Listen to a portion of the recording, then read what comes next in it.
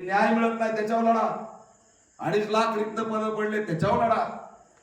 आताच आमचे मार्गदर्शक म्हणले लक्ष्मणराव ढोबळे, कुणाचंच नाव घेऊ नका, सगळं संपलंय.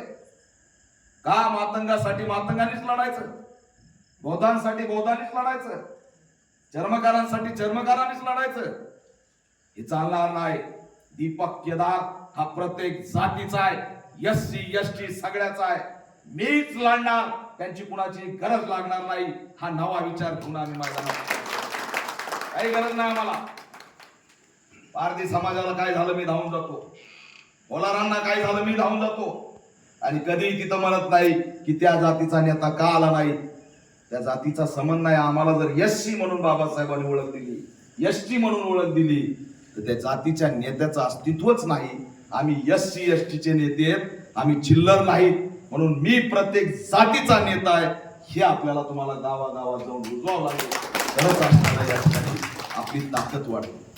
बघा ना तुम्ही, मतदार किती आहेत महाराष्ट्रात? किती मतदार आहेत? 10 कोटी मतदार आहेत. किती? 10 कोटी. त्याच्यात आपण किती एससी? एससी किती आहेत? 1 कोटी. त्याच्यात बौद्ध किती आहेत? 50-60 लाख. मातंग किती आहेत? 20 लाख. आणि आम्हाला काय करायचंय? या राज्याची सत्ता हस्तगत करायची. आमच्या पक्षाच्या बॅनरवर आमचं नाव काय? सत्ता परिवर्तन. आणि मतदान घ्यायचंय किती? 10 कोटी. आणि RSSने आम्हाला वाटलंय किती? 1 कोटी. 20 लाख लोकांचा नेता होण्यासाठी 500 जण उतरलेत, आणि 50 लाख लोकांचा नेता होण्यासाठी 1000 जण उतरलेत. आणि आमचं बॅनर काय? सत्ता परिवर्तन झाली पाहिजे. अरे जोपर्यंत तुम्ही 9 कोटी मतदार काबीज करणार नाहीत, तोपर्यंत तुमची सत्ता येणार कशी? आणि जो तुमच्या जवळ आहे त्याला जर आम्ही जवळ घेऊ शकत नाही, तर मग सत्ता परिवर्तनाच्या गप्पा मारणं बंद केलं पाहिजे. आणि आम्ही आता टोळी प्रमुख म्हणून जे काय ऊसतोडीचे मुकादम आहेत ना, तसं आम्ही फिरलं पाहिजे. हे सुद्धा साधं गणित कळत नाही. म्हणून मी तुम्हाला सांगतो, ही पॅन्थर आधुनिक आहे, ही पॅन्थर समजून घ्या. इथं महादेव कोळी समाजाचा एक आमचे या ठिकाणी बांधव आलेले, बिभीषण सूर्यवंशी, सगळ्या घटकांचे खऱ्या अर्थाने नितीन सरोदेंचा आभार व्यक्त करतो की सगळ्या घटकांना घेऊन ही पॅन्थर मुवमेंट त्यांनी या भागात उभा केली. हा नवा सिद्धांत असणारा त्यांनी रुजवला. हा महाराष्ट्रभर आम्ही आता पॅटर्न सुरू करणार आहेत, हे सुद्धा या माध्यमातून विचार करतो. किती किती प्रश्न आहेत महादेव कोळी समाजाचे. त्यांचा लढणारा माणूस कुठे? त्यांचा लढा आपण लढू. अनेक प्रश्न आहेत. आजही गावाकुसात आपण खितपत पडलेलो. आणि साधा प्रश्न आहे, कुणीही बोलत नाही. तुमच्यात हिंमत आहे तर बोला ना स्टेजवरून. तुम्हाला काय मिळालेलं आहे? तुम्हाला किती वाटा मिळालेला आहे? लाडली बहीण योजनेचा अनुसूचित जाती जमातीच्या सामाजिक न्याय विभागाचा किती निधी? जवळपास 6000 कोटी निधी. किती? 6000 कोटी निधी. आणि आदिवासी समाजाचा जवळपास 4000 कोटी. म्हणजे लाडली बहीण योजनेला 10,000 कोटी रुपये निधी वळवला. किती? 10,000 कोटी. पोरं शिकले, त्यांना रोज तुमच्या महात्मा फुले, अण्णाभाऊ साठे महामंडळ, रोहिदास महामंडळ, इकडं बजेट नाहीये, घरकुलाला पैसा नाहीये, वीज भांडवलच्या योजनेला पैसा नाहीये. आणि पैसा आम्ही विचारायला गेलो काय म्हणतात? लाडली बहीण योजनेला दिलाय. कुठं दिलाय? 10,000 कोटी रुपये. एकाही नेत्याने बोलून दाखवावं याच्यावर. मी तर असं आम्हाला वाटायला लागलंय की हा पैसा वळवण्याची डील होतीये आणि ती वाटप केली जातील, त्याच्यानंतरच हा पैसा दिला जातोय. ही सरकार का घाबरत नाही, हा प्रश्न मी या माध्यमातून विचारतो. त्याच्यावर आमचं आंदोलन नाही. आम्ही कुठं चाललोय? आम्हाला भावनिक मुद्दा दिला की आम्ही त्याच्यावरती पळत राहतो. पण तुम्ही जी ही दरी आपण एकमेकाच्या मध्ये निर्माण करत चाललोत ना, ही कुणालाही परवडणार नाही. लक्षात ठेवा, ज्याने आमच्यात भांडण लावलेत त्याचं गचुर धरा. हे सगळंच सरळ झाल्याशिवाय राहणार नाही. पण तुम्ही जर एकामेकाचेच कॉलर धरत बसले तर काही होऊ शकत नाही. त्यांच्या ट्रॅपमध्ये आपण फसत जाऊ. म्हणून मित्रांनो, बोलण्यासारखं बरंच आहे. आमच्या संकेत जाधवनी विस्तृत भूमिका संघटनेची मांडली. आत्मसन्मान आणि स्वाभिमान मिळवण्याचा लढा तीव्र करा.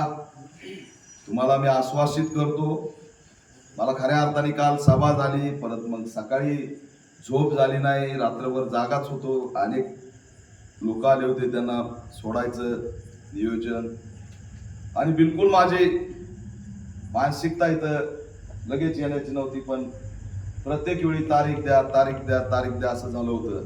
आणि मला त्या तारीखच्या चक्करमध्ये आमचा एक हाय माणूस देऊन निघून जायचा, त्याच्यापेक्षा झोप जाऊ द्या, सगळं जाऊ द्या, पण आपलं पळाव बाबा म्हणलं. कारण गाड्याने आम्हाला डायरेक्ट बॅनरच पाठवलं. ते बॅनर पाठवल्यावर मला काही राहवलं नाही. आणि मग ती पुन्हा गाडी खराब झाली. पुन्हा नांदेडवरून एक गाड्याला गाडी घेऊन आमच्या माधवला बोलवलं, तुझी गाडी घेऊन ये. मग तो नांदेडहून रात्रभर प्रवास करून आला. मग सकाळी मी इथं आलो. दिवसभर मग आम्ही हा लढा, आपला शाखा ओपन करण्याचा संघर्ष सुरू केला. शाखा ओपन करत आलो. आणि खरंच बरं वाटलं की आधुनिक चळवळीमध्ये सध्या सोशल मीडियात या रील्सच्या काळात शाखा आता लोप पावत चालली, आणि तिला पुन्हा जिवंत करण्याचं काम पॅन्थर मुवमेंटने केलेलं आहे. आणि ही आता चळवळ आम्ही पूर्ण राज्यभर गतिमान करू. तुम्हाला शब्द देतो सगळ्या शाखा अध्यक्षाला, थेट भिडत राहा, लढत राहा. या भागात आता अन्याय झाला तर सगळ्यात आधी नितीन सरोदे त्यांची टीम घेऊन जातात. माडा भागात झाला तर गायकवाड त्यांची टीम घेऊन जातात. क्रांतीदीप सरांसारखे, लोंढे सरांसारखे लोक आपल्या सोबत आहेत. अर्जुन जगतापांसारखे लोक आहेत. आपण राज्यव्यापी भूमिका घेऊ. माझ्या सोबत चला, चलत चलत शिकू, चलत चलत लढू. पण आमच्याकडे प्रामाणिकता आहे, भूक काहीच नाही. हे पत्रकारांना चांगलं माहिती आहे, कार्यकर्त्यांना माहिती आहे. माझ्याकडे देण्यासारखंही काही नाही. पण एक मात्र खरं आहे, या सत्तेला मुतवण्याची ताकद पॅन्थर म्हणून ती माझ्याकडे आहे. आणि त्यामुळे समाजाला न्याय कसा द्यायचा, न्याय खेचून कसा आणायचा, हे चांगल्या प्रकारे मला या ठिकाणी माहिती आहे. संपलेले मुद्दे मी जिवंत केले. 5 दिवस एका चिखलीच्या आमच्या भगिनीला मारलं, एवढं बेभान मारलं, तिच्या गुप्तांगावरती हल्ला केला, दोन्ही हात फ्रॅक्चर केले. 5 दिवस केसच माहित नाही महाराष्ट्राला. पण जेव्हा जाऊन दणका दिला, त्या ठिकाणी यंत्रणा हल्ली, आणि काही तासात खासदार आमदाराला तिथं पळत जावं लागलं, आणि तो मुद्दा महाराष्ट्राचा झाला. हे तुम्ही सगळं फेसबुकवर बघताय. त्याच्यामुळे चळवळ किती गरजेची एवढं लक्षात ठेवा. आणि चळवळ जिवंत राहिली पाहिजे, ती तुम्ही जिवंत ठेवा. नितीन सरोदेंच्या पाठीशी या ठिकाणी ठामपणे उभा राहा. ते बावडाचे आमचे सगळे तरुण या ठिकाणी यंग आहेत, त्यांना पण मी साथ देईन. तुम्हा सगळ्या शाखा अध्यक्षांना साथ देईल.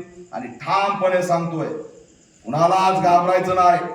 इंदापूरमध्ये पॅन्थरची एंट्री झाली आहे. पॅन्थर संघटना इथं मजबूत करा. कोणताच मायचा लाल आपल्याला विकत घेऊ शकत नाही. आणि आपण विकलो नाही, आपण विकलो नाही, आपण झुकलो नाही. त्याच दिवशी या ठिकाणी बाबासाहेबांची खरी चळवळ सुरू होईल. ती खरी चळवळ सुरू कराल अशी मी अपेक्षा बाळगतो. आणि सगळ्या शाखा अध्यक्षांना शुभेच्छा देऊन या ठिकाणी थांबतो. वेळ बराच घेतला, त्याबद्दल मी आता हे एक व्यापक चांगलं नियोजन केलं. खऱ्या अर्थाने हॉल घेतला, लोक एवढ्या लांबून आणले, आणि हे कार्यक्रम यशस्वी केला. त्याबद्दल आपल्या सर्वांचं मी पुन्हा एकदा स्वागत करतो. आणखी नियोजितपणे पुढच्या वेळेस ज्यावेळेस येऊ, नियोजितपणे दणका देऊ आणि सगळं हातरून टाकू. आंदोलन करा, मोर्चे करा, आणि खडबडून या प्रस्थापितांना जागा करा की पुन्हा एकदा 1972चा पॅन्थर आलाय. Deepak Kedar All India Panther Sena हे